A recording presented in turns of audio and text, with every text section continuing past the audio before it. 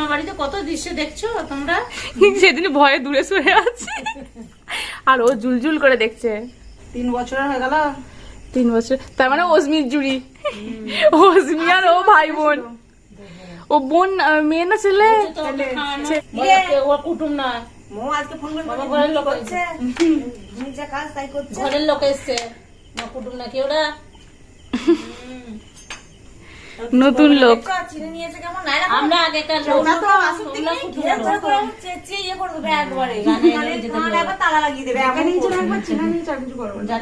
কি এসেছে অস্মিকে একবার ডেকে নিয়ে আসি, দেখি কি করে। অস্মিকে একবার ডেকে নিয়ে আসি। একবার বসো মাইমা, বুঝলে? আমি মেয়েটাকে একটু ডেকে নিয়ে আসি। ঘরে নাই, অস্মি জানি চলে গেছে কোথায়, দোকান কার সাথে, ঘরে নেই। অস্মিকে একবার নিয়ে আসতে হবে, এসেও দেখাতে হবে যে ও কি করে।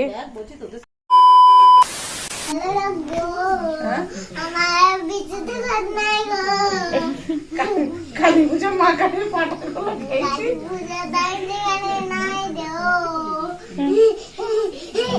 এবার দেখে বাকি করে আমার মামাদের ভাত নেই, একবার খেয়েছি।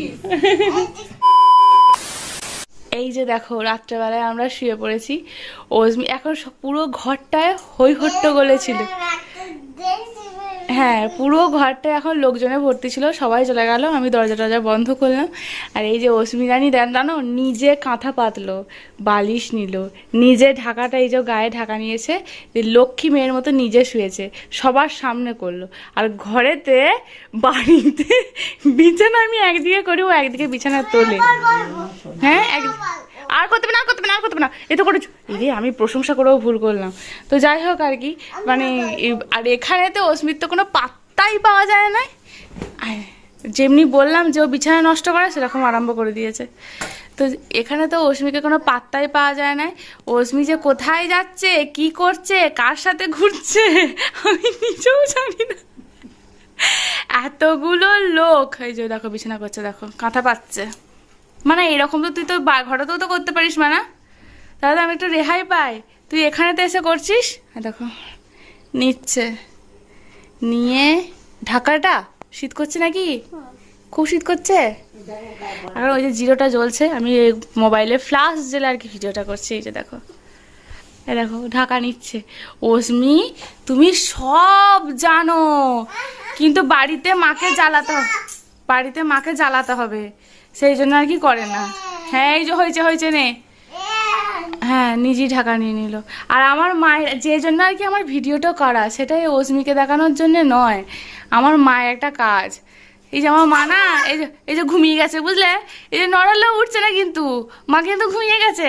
কিন্তু এই দেখো মশারি, মায়ের একটা জন্মগত বৈশিষ্ট্য। মা যখন ছোট ছিল, সব মাসিরা মশারি খাঁচাতো, আর মা টুক করে ঢুকে মশারির ভেতর ঢুকে এরকম চোখ বন্ধ করে শুয়ে পড়তো। সবাই মনে করতো কি যে মা ঘুমিয়ে গেছে, কিন্তু আসলে কিন্তু মা ঘুমাতো না, বুঝলে তো? মশারিটা যখন হয়ে যেত, গোজা টোজা সব কিছু কমপ্লিট হয়ে যেত, তখন হি হি করে হাসতো। ও মা দেখি, ও তোমাকে মশারি খুঁজতে হবে না গো মা, একটুখানি দেখি, মুখটা দেখি মা।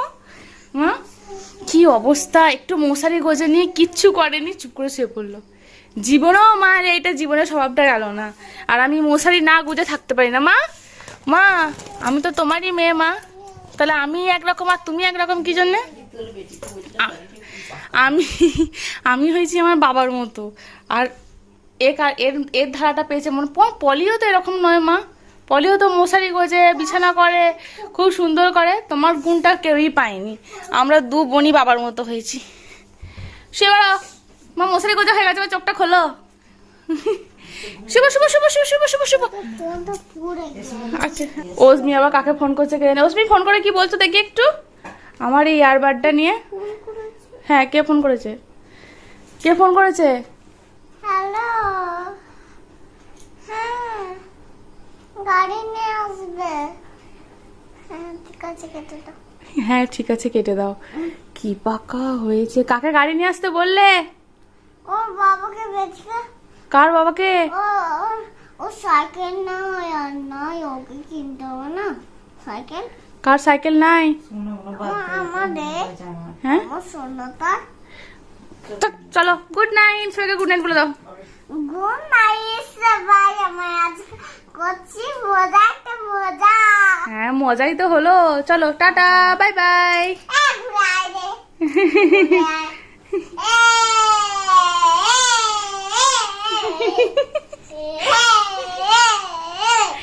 মায়ের আজকে মালট। লেগে যাবে, লেগে যাবে মামানি, লেগে যাবে। চুল ছেড়ে দাও, চুল ছেড়ে দাও।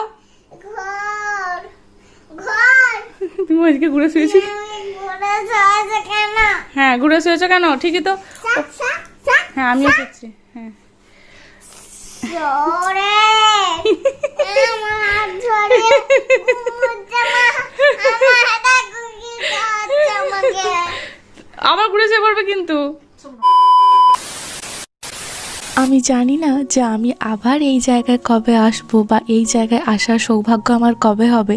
সেই জন্য ভাবলাম কিছু জিনিস তোমাদের সাথেও শেয়ার করে রাখি আর আমারও স্মৃতি হিসাবে রেখে দিই। গতকালের ভিডিওতে তোমাদেরকে আমি বলেছিলাম যে একটা সুন্দর জিনিস তোমাদের সাথে শেয়ার করব, যেটা সচরাচর কোথাও দেখা যায় না বা প্রত্যেকের বাড়িতে গ্রামেতেও থাকে না। সেটা হচ্ছে এত বড় একটা গোয়াল বাড়ি। আমি জানি না আমার ভিডিওতে তোমরা কতটা বুঝতে পারছো, কিন্তু মোটামুটি একটা স্কুল মানে একটা প্রাইমারি স্কুল বা একটা হাই স্কুলের একটা বিল্ডিং এই মাথা থেকে ও মাথা ঠিক যতটা হতে পারে, এই গোয়ালটা তার থেকেও বেশি। সকাল সকাল এখানেতেই চলে এসেছি আর আমার একটু পরেই বেরিয়ে যাব বাড়ি। তো অস্মিকেও দেখাতে নিয়ে এলাম আর তোমাদেরকেও একটুখানি দেখালাম। এখানেতে মোটামুটি ওই ধরো 25 কি 30টা মতো গরু রয়েছে।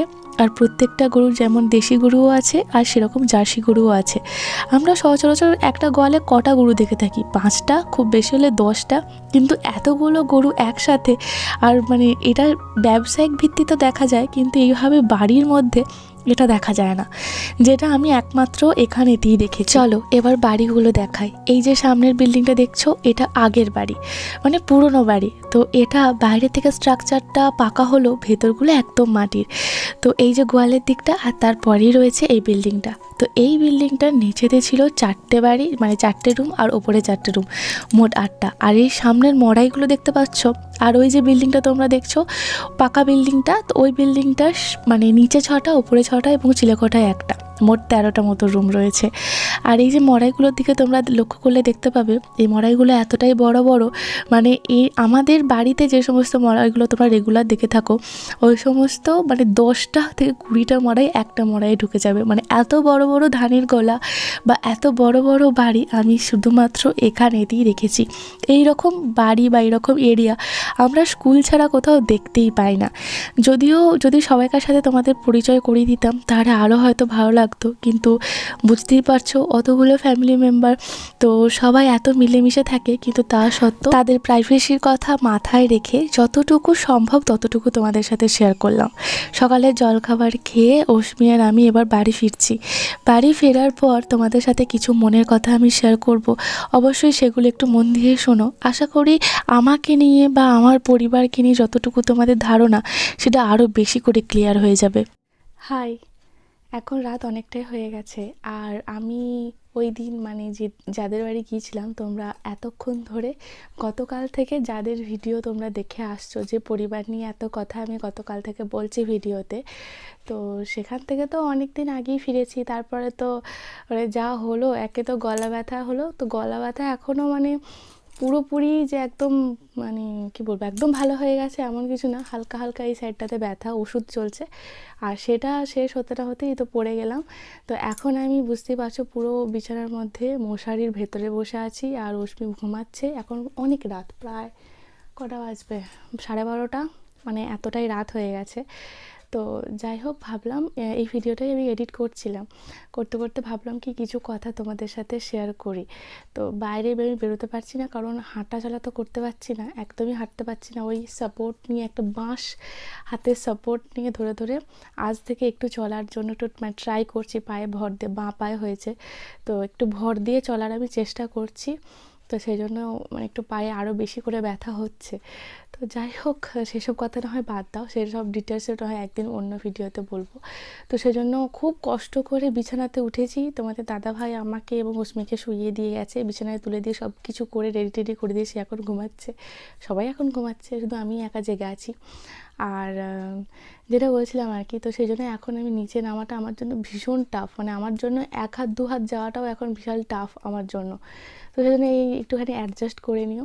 তো আমার দিকে ফোকাস না করে বা আমার এই ব্যাকগ্রাউন্ডের দিকে ফোকাস না করে আমি যে কথাগুলো বলছি সেটার দিকে ফোকাস করো।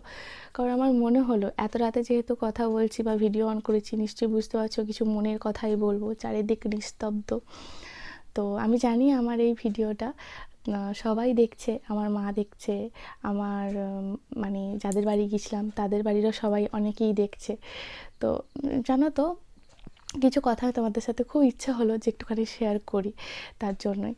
তো জানো তো ছোটোবেলা থেকে এটা আমার মায়ের মামার বাড়ি, তোমরা দেখেছো, ছোটোবেলা থেকে এই পরিবারটাকে আমার এত ভালো লাগে, মানে ধরো আজও পর্যন্ত আমার ওই পরিবারটাকে এত ভালো লাগে, মানে তোমাদের আমি মানে মুখে ভাষায় প্রকাশ করতে পারবো না। কারণ ও আমার দেখা সেরা পরিবার।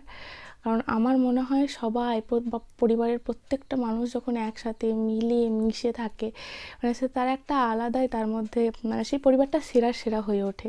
তবে কিছু কিছু জিনিস আমার খুব ভালো লাগে, মানে বলতে পারো সেই নলেজগুলো আমি আমার মায়ের কাছ থেকে পেয়েছি, এবং মা কোথা থেকে পেয়েছে সেটা এই জিনিস মানে আমার কথাগুলো শুনলে তোমরা বুঝতে পারবে। প্রথমত দেখবে আগেকার দিনের মানুষেরা যে কথাগুলো বলে সে কথাগুলো কিন্তু আমরা এখন এই নিউ জেনারেশনে যারা যে সমস্ত আমরা আছি বা পরবর্তী সময়ে আমাদের অশ্মির মতো যারা বড় হবে, আমরা এখনই মানে কি বলছে মানে ব্যাকডেটেড, যা বলছে বাদ দাও, তো সেরকমভাবে উড়িয়ে দিই। তো অশ্মিদের কাছ থেকেও মানে আশা করা যায় না, আমরাই যখন উড়িয়ে দিই ওরা আর কি করবে, ওরা তোমরা পাত্তাই দেবে না। তো কিন্তু আমি আজকের দিনে দাঁড়িয়ে তোমাদেরকে একটা কথা বলি, মানে ওই ব্যাকডেটেড থেকে একদম মানে একটু উল্টো দিকে কথা আমি তোমাদেরকে বলতে চাই। সেটা হচ্ছে আগেকার দিনের মানুষেরা যা বলতেন সেটা কিন্তু সম্পূর্ণটা ব্যাকডেটেড নয় বা সম্পূর্ণটা ভুল নয়। তাদের এটা বলতে পারো যে ওয়ে অফ থিঙ্কিংটা আলাদা, মানে আমরা যেভাবে চিন্তাভাবনা করি বা ওনাদের চিন্তাভাবনা করার যে ধরনটা সেটা হয়তো আলাদা, কিন্তু ওই আমাদের চিন্তাভাবনা করছে এইভাবে, ওনারা ভাবনা করছেন এইখানে, কিন্তু যে মেন যে জিনিসটা নিয়ে সেটা কিন্তু এক, শুধু ওয়ে অফ থিঙ্কিংটাই আলাদা, আর কিন্তু কিছু না। তো যেটা আগেকার দিনে বলতে, যখন বিয়ে হওয়ার আগে যদি একটা ছেলে বা একটা মেয়ের মধ্যে দেখাশোনা বা সম্বন্ধ করা হতো যে ওদের বিয়ে দেওয়া হবে, তখন সাথে সাথে তার বাবা মায়ের মানে পাত্রীর বাবা মা এবং পাত্রের বাবা মা, বিশেষ করে পাত্রীর বাবা মায়ের ব্যাকগ্রাউন্ড চেক করা হতো। ব্যাকগ্রাউন্ড মানে যে পাত্রী তার তো ব্যাকগ্রাউন্ড চেক করাই হতোই, কিন্তু তার বাবা মায়ের ব্যাকগ্রাউন্ডও চেক করা হতো, মানে তার বাবা মা কোন বংশ থেকে বিলং করতো বা তার মা তার কোন বংশ থেকে বিলং করতো, মানে বাবার থেকেও মাটা বেশি ম্যান্ডেটরি। তার কারণ হলো একটা বাচ্চাকে যখন কেউ মানুষ করে বাবার থেকে মায়ের যে অবদান সেটা অনেক বেশি, যেটা আমি আমার অশ্মিকে মানুষ করার সময় বুঝতে পারছি। কারণ আমি যদি একটু লুজ হয়ে যাই আমার মেয়েকে যে কীভাবে আমার অশ্মির বাবা মানুষ করবে এটা আমি ভালোভাবে বুঝতে পারছি। মায়েরা স্ট্রিক্ট না হলে কিচ্ছু হবে না। তো মেন শিক্ষাটা মায়ের কাছ থেকেই পায়। আরও একটা কথা হচ্ছে বাবারা তো ম্যাক্সিমাম সময় বাড়িতে থাকে না, আর থাকলেও কাজকর্ম নিয়ে ব্যস্ত থাকবে, মায়েরাই মিললে কিন্তু বাচ্চাটাকে মানুষ করে। তো সেহেতু শিক্ষাটা মায়েদের কাছ থেকেই বেশি পাবে।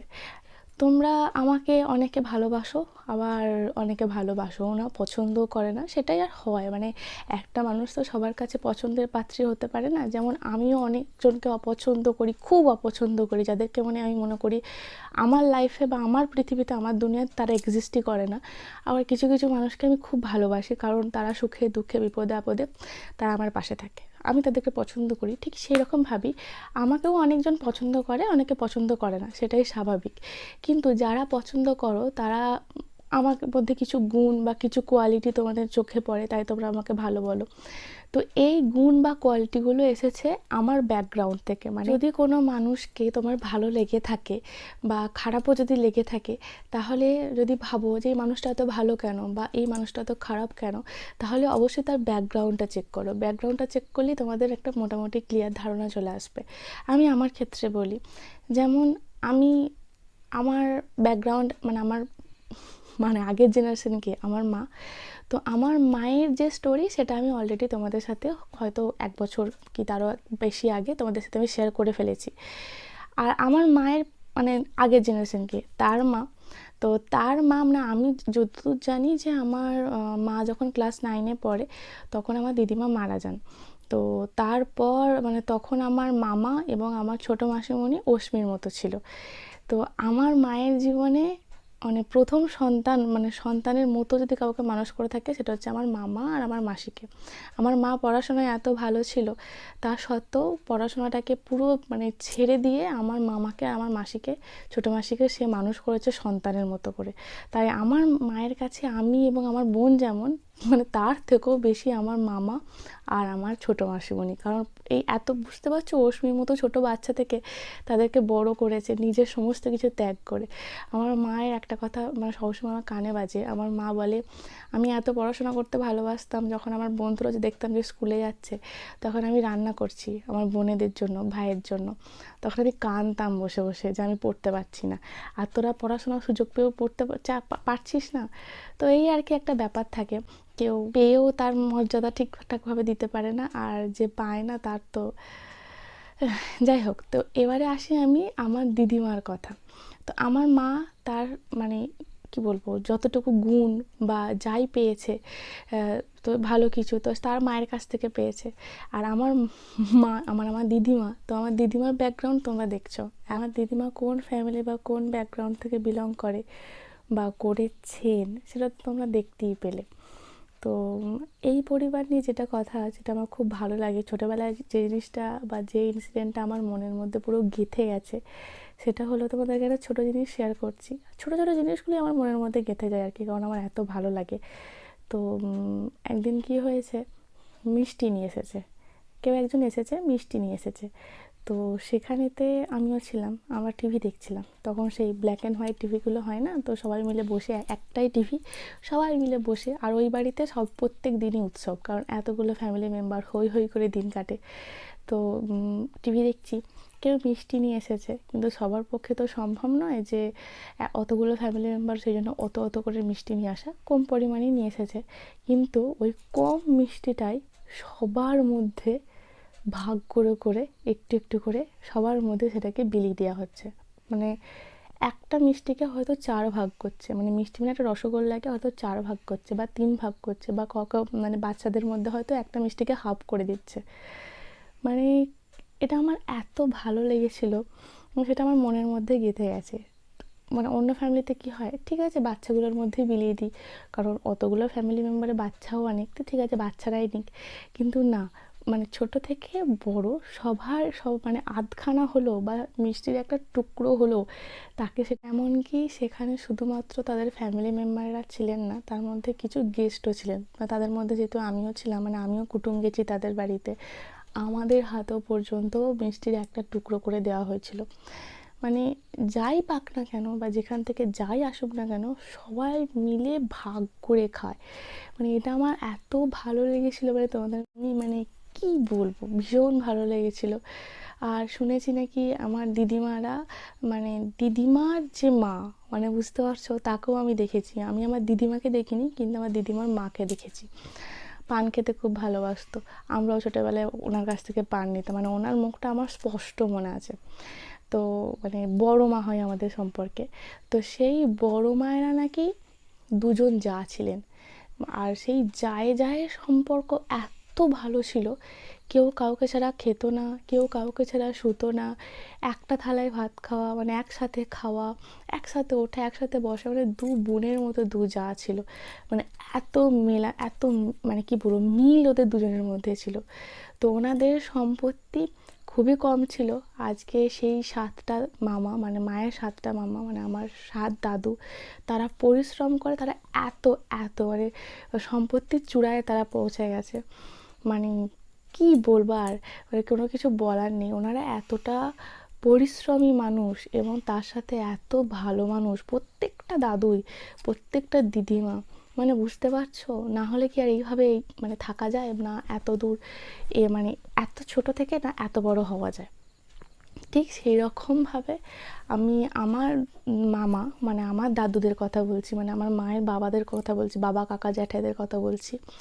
আমি শুনেছি যে আমার দাদুদের, মানে মায়ের ফ্যামিলির কথা বলছি, 4 বিঘে মাত্র সম্পত্তি ছিল। তো সেখান থেকে তারা পরিশ্রম করে খেটে 40 বিঘে বা তারও বেশি জমি এবং পুকুর টুকুর হেনা তেনা তারা পরিশ্রম নিজেরা, মানে পৈতৃক সম্পত্তি নয়, নিজেরা পরিশ্রম করে তৈরি করেছিল। এবং মানে আমি মায়ের মামার বাড়ির কথা বলি, তো সেখানেও ওদের সম্পত্তি খুবই কম ছিল, কিন্তু সেখান থেকে তারা আজকে মানে 100 কবেই ক্রস করে গেছে। মানে মানুষ 1 বিঘে 2 বিঘে নিয়ে তারা মানে কি বলবো, মনে করে আমাদের এত এত জমি আছে, কিন্তু তাদের কাছে এত এত সম্পত্তি, কিন্তু তা সত্ত্বেও তাদের মধ্যে যে বিনয়ী ভাব, মানে তারা যে এতটা মাটির মানুষ, মানে সেরকম মানুষ কোথাও দেখা যায় না। এতটাই মানে সংসার, মানে আমার এত ভালো লাগে। আর সব থেকে বেশি মনে কি গেঁথেছিল জানো, এত বড় হাঁড়ি, এত বড় রান্নাশাল।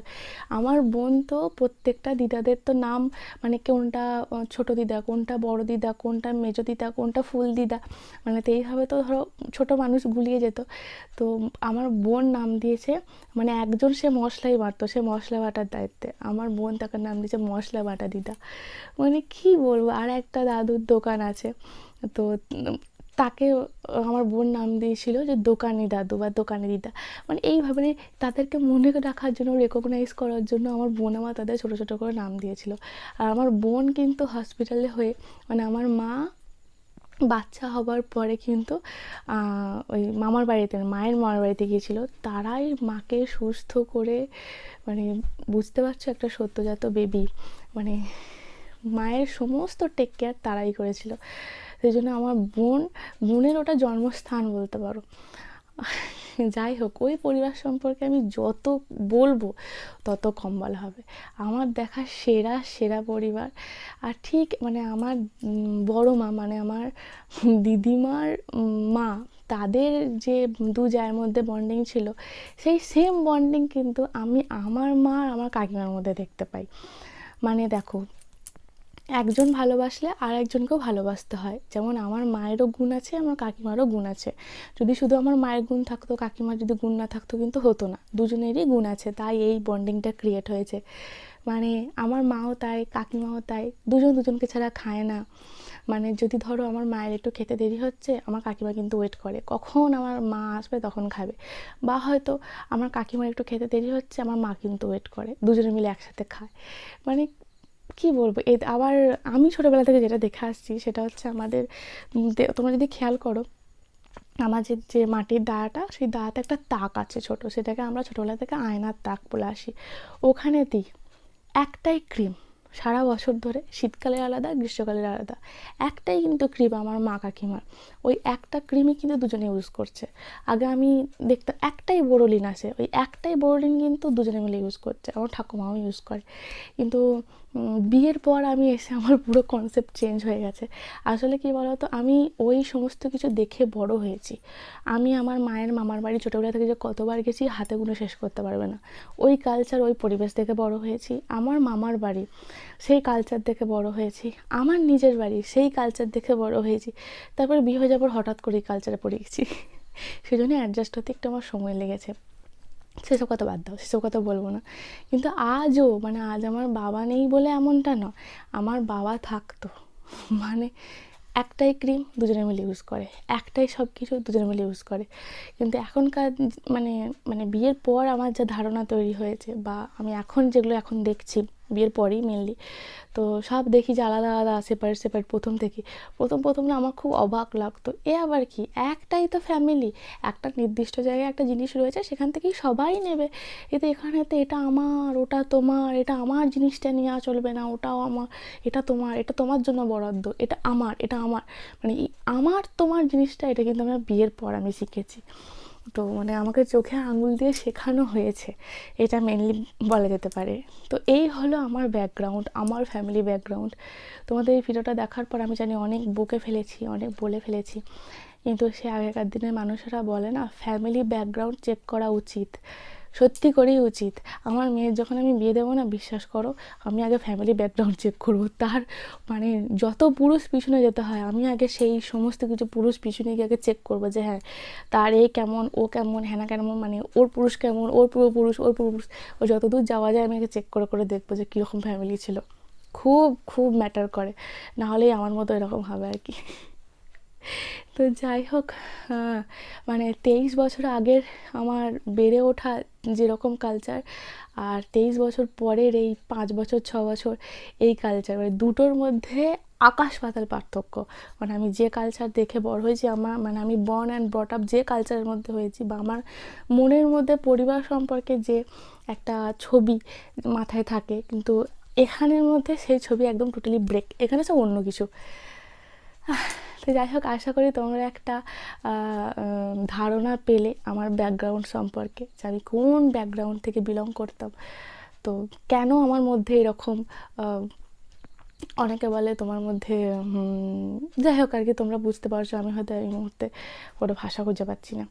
তো সেই জন্যই আমার কিছু কিছু জিনিস মেনে নিতে একটু কষ্ট হয়, বা মেনে নিতে একটু সময় লাগে। তোমাদের দাদাভাই যেটা আমাকে বলে, তুমি তোমার মানে মাথার মধ্যে তো একটা ছবি আছে, কিন্তু তোমার মধ্যে যখন সেই ছবিটাকে সরিয়ে অন্য কিছু ছবি তুমি দেখতে পাচ্ছ, সেটা না তুমি নিতে পারছো না, মানে তোমার মাথাটা সেটা নিতে পারছে না। সেটাই তো হওয়া উচিত বলো। ছোটোবেলা থেকে একটা জিনিস মাথার মধ্যে গেঁথে আছে, তো সেটাকে যখন দেখি যে সেরকমও তো হচ্ছে না, অন্য একটা ছবি আসছে, সেটা তো মাথাতে নিতে তো একটু তো সময় তো লাগবেই। যাই হোক, চলো, কীরকম লাগলো তোমরা জানিও। আমি জানি অনেক অনেক কথা বলতে বলতে একটা বেজেই গেল, অনেক বকে ফেলেছি, কিন্তু একটু ভাবনা চিন্তা করে দেখো তো যে আমি একটা কথাও ভুল বললাম কিনা। বাই।